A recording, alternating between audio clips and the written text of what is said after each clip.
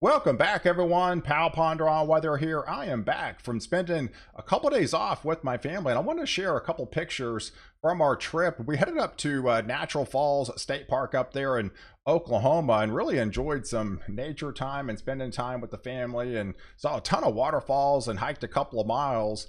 And then we got back in the car and headed out to Arkansas the next day, and that was a colder day. The sun wasn't out; it's behind us, pretty strong cold front, but nonetheless, that state park was gorgeous. Man, that had a lot of beautiful views up there at the top there, and it was just really enjoyed time with the family and just really spending time out there in nature.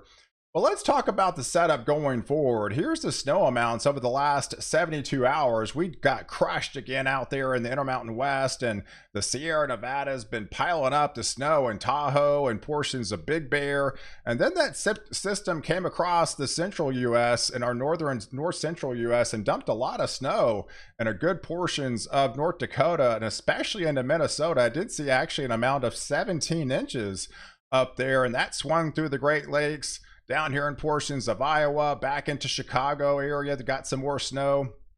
And this is the initiation of our nor'easter that is going to be developing over the next couple of days as this north phasing system merges with another low pressure center that's coming barreling up the coastline that we're going to be highlighting on this video. But before that, man, we've got a crushing day that's going to be unfolding on Tuesday. We've got two systems, one on the West Coast and one on the East Coast. So the West Coast gets crushed again.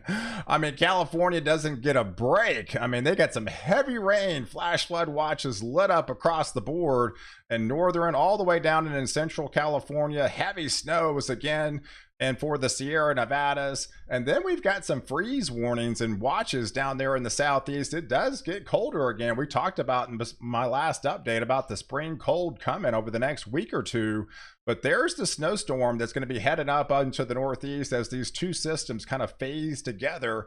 And they've already got winter storm warnings for a good part of New England here. It looks to be an interior event with this setup, but I wouldn't be surprised if some blizzard warnings start to unfold later on today as it really starts to get cranking into tomorrow time frame. So if you are new to the channel and like detailed weather breakdowns, hit the subscribe button and you're in. You get all my daily content on this channel. It's also important to hit the like button as well. It definitely helps out more than you know. And if you're in the market for a weather station, I highly recommend the Tempest Weatherflow weather station. It's one that I personally have had for 3 years myself. I feel like it's the best one on the market, and it's got this convenient little app, and then it's all solar. The cool thing is it only takes about 10 minutes to install. So, but if you'd like to purchase one of these, I do have a 10% discount code and free shipping at checkout. So here is the link, and I'll definitely have that in my description below.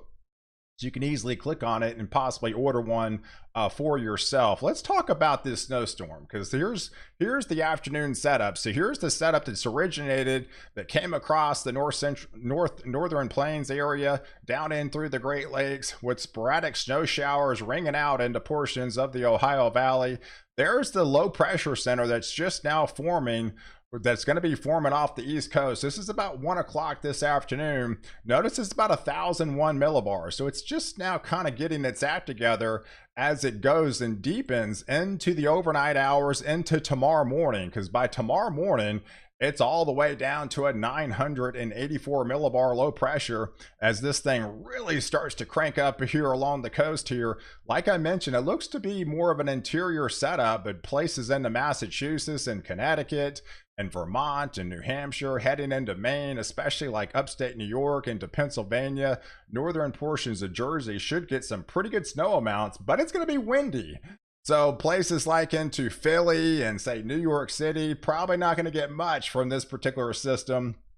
It's just really going to be all rain for you guys. You might have a small changeover at one point or two, but I'm not really looking at any impressive amounts. And actually temperatures probably don't even get below freezing during this entire event in those areas. But it's an interior event, and we're probably going to be seeing blizzard warnings unfold later on this afternoon and the portions of say portions of New Hampshire area. But out to the west, like I mentioned, Tuesday is the day. So at the same time the nor'easter impacts the northeast, We also have yet another formidable system that's going to be pounding the West Coast with another atmospheric river event, and they've already have moderate risk for excessive rainfall in place all the way bullseye from San Jose down to Los Angeles, as heavy rain really starts cranking on those areas really all day long. So we're probably going to be expecting another couple of inches from this area, as this whole area has been inundated,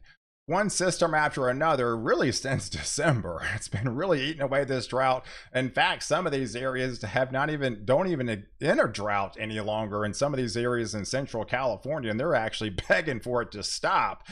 But there's not much let up in sight with these systems coming in, because there looks to be plenty of more on the table, even behind this one, for the next week or two, as it remains very active. So let's talk about this nor'easter and as it really starts to get wound up heading into tomorrow afternoon. So as this system pulls in off the Cape, it's really going to kind of do like a little loop-de-loop.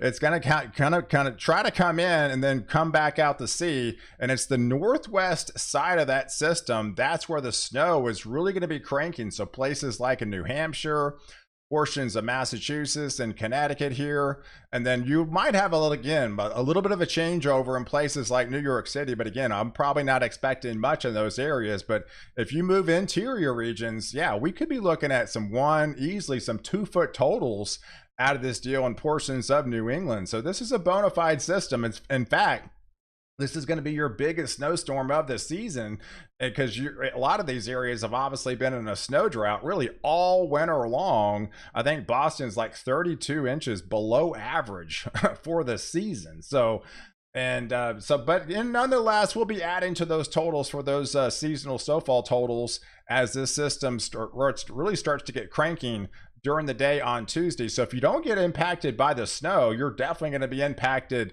by the wind, because these areas are going to be cranking at 30, 40, 50, even upwards to 60 mile per hour winds. And that's why I feel some of these areas could be upgraded to a blizzard warnings, because it's definitely going to be blizzard conditions. There's no question about it. So it's a high impact event. So if it's a snow event and a wind event, so the winds continue not just on Tuesday, but definitely impact the day on Wednesday with those gustier winds, as again this system kind of does it like little loop-de-loop. And then even on the backside, you're still going to be dealing with those winds during the afternoon hours on Wednesday before that system will be racing out. So this is definitely a high impact event for up there in New England. Let's talk about some preliminary totals. Like I mentioned, the heaviest amounts are easily going to be inland, and some of these amounts could pick up upwards to 2 feet of snow, especially in portions of getting into upstate New York, the Albany area, about 21 inches, Middletown, about 21 inches. And I think even 2 inches is probably overdone for New York City. They'll be lucky if they get a dusting to possibly 1 inch out of this particular system. But where it is going to be snowing, it's going to be adding up to those totals. I mean, Boston could be picking up possibly 7 inches from this deal. Maybe Rhode Island getting into portions of, say, 9 inches. But it's mainly a rain event kind of along the coastal regions. And like I mentioned, Philly's not even going to get much of a dusting from this particular system. But heading up into Maine, it's going to be a little bit lighter amount. So it's going to be a small compacting storm as this tries to push inland. But as it does like a little loop-de-loop, that's where the heaviest snows are going to be flying. So portions of Maine back into Portland, say about 8 inches of snow as this system will be winding itself out and moving out to sea. So let's talk about the setup going forward by the middle of the week, because it's going to be active. So there's definitely some cold air, but there's going to be a little bit of a bump. You do have a southwest wind that's going to be creeping up into portions of, say, Wednesday heading into Thursday across the southern plains. As that same system will be inundating the West Coast on Tuesday, that continues to dive down into the portions of the Southwest. And then by the time we get into your Thursday afternoon time frame, we've got this little buckle again we see in the jet stream. And with this buckle, it's always concerning because March is transition month. You typically get severe weather anytime you try to warm up, and you've got some lifting mechanism out ahead of it. And that's exactly what we're going to be seeing on your Thursday time frame, really lit up across the board in the afternoon to maybe early evening time frame. It's probably going to be starting in the Oklahoma City area first, But the Storm Prediction Center, and even a 4-day out risk, does in fact have that slight risk for severe storms extending from the Oklahoma City area all the way down to the Dallas-Fort Worth area, and then that will merge into the evening time frame out here in East Texas, eastern Oklahoma, and eventually heading up into Arkansas, into Louisiana, into the overnight time frame. But here's the preliminary setup headed into 4 o'clock. We are going to be having an active dry line that comes in off West Texas. Like I mentioned, I think it originates down here in Oklahoma first, because we are looking ahead of a pretty strong cold front that's going to be plunging its way southbound. So this is all the instability out ahead of the cold front. Obviously, once the cold front moves through, that wipes away all the severe weather. So I think it originates in Oklahoma City first, fishtails into portions of West Texas, getting into Dallas-Fort Worth, and eventually heading up into East Texas as we get into the evening time frame. And then colder air definitely follows behind the system. Here's some preliminary temperatures as we trail into that 7 o'clock time frame. You're probably going to be heating up into the middle 70s with some instability coming back. There's behind the front already. So by 7 o'clock, you're probably going to be behind the front in the Oklahoma City area, already down into the 30s. So it's definitely going to be a strong cold front from this system. So obviously Oklahoma City is going to be more or less in the noon time frame, early afternoon time frame of those storms, as this will be plunging southbound ahead of this dry line and stronger cold front. So definitely be on high alert for some severe storms, mainly some strong storms, but some of those could be on the severe side with some gustier winds and some larger hail potential with that setup. So, but here's on the big picture heading into Thursday. We've got, again, another northern system that's going to be bringing more snow into places of the Dakotas, into places into Minneapolis. You're more snow in those areas. You're just adding to those totals. You're likely over 80 inches for the season already. But you do have a southern system too that's coming in portions of Colorado, with the snow amounts adding up into portions of Denver. This is typically when you see some of your highest totals of the season is in the month of March. And so that's not going to be letting yourself down, as more snow will be flying in that neck of the woods. But it's a widespread coverage event of portions of Oklahoma into North Texas, portion that will reach into Central Texas. And then that gets into portions of eastern Texas, back into Oklahoma, into Missouri, into Illinois, where that low pressure center will be moving across into the east. And as we get into that Friday time frame, that will rapidly move off into the east with kind of a squall line. This is probably not going to be severe at the time. Maybe some marginal risk, associated with stronger thunderstorms, but not terribly too concerning, because we'll have a lot of colder air filtering in on the backside. But there's the snow that will be flying across the Great Lakes and getting into portions of New England again, with more snow for that region. But the significant change that we've been kind of talking about on this channel is the eating away of this La Nina. And finally, we have confirmation from the Climate Prediction Center that the La Nina is bye-bye. It is officially gone, and we are locked into what they call a neutral phase now. And we're making the transition and pretty much a bullseye heading up to El Nino by the time we get into the summer months, and especially into fall. So we're definitely making that transition.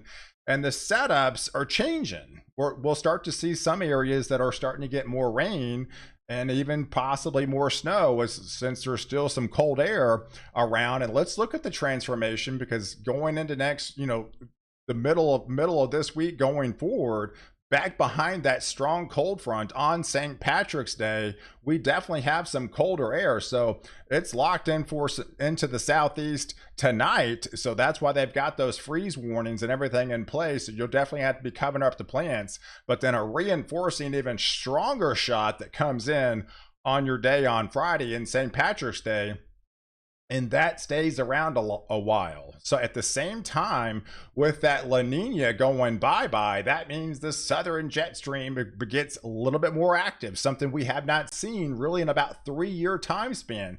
So we'll start to see more systems trail on the southern flank of these portions of the Southwest, eventually heading into portions of western Oklahoma into West Texas, where some of these areas have really been bone dry. They've been missing out on these systems. And what happens as back behind that colder air, we've got even a reinforcing shot as we go into your Sunday time frame, as cold air trails behind the initial push. And then we see that dip in the jet stream, dipping all the way down into really a good part of Texas, into New Mexico, into Arizona, places into portions of Kansas. All those areas will be well below average as the southern jet stream really starts to get active, as that system will be moving across. And it's probably going to be cold enough to snow. So don't be surprised if the snow starts flying and down here in portions of Nevada, getting into Flagstaff, especially in the mountains of New Mexico, and even portions of the Texas Panhandle. We'll probably be getting some snow, in the afternoon hours on your Sunday afternoon. Far west Texas, places maybe like into Lubbock, maybe into portions of Odessa.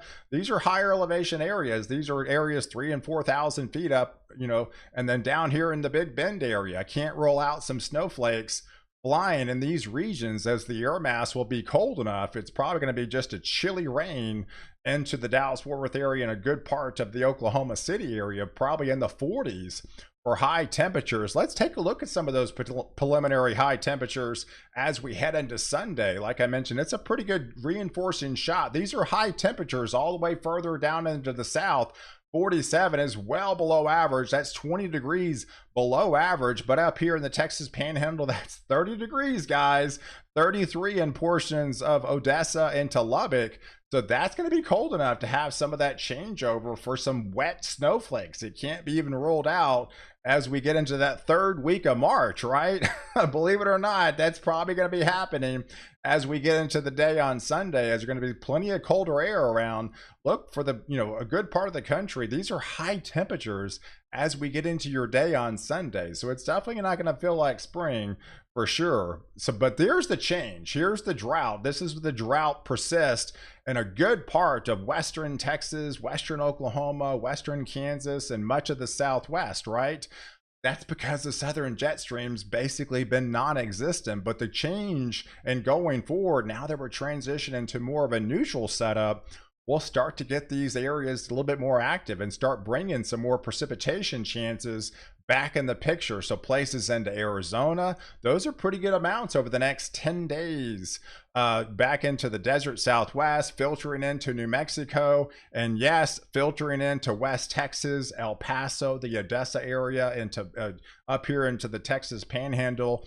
And then, feeding across this southern flank here. So the southern jet stream starts to become more active, and the polar jet to the north starts to become less active. So that's the big change heading and going forward, heading into spring. So I appreciate you guys watching. Do like this video. Definitely hit the subscribe button and catch my next update where I protect you before and after the storm.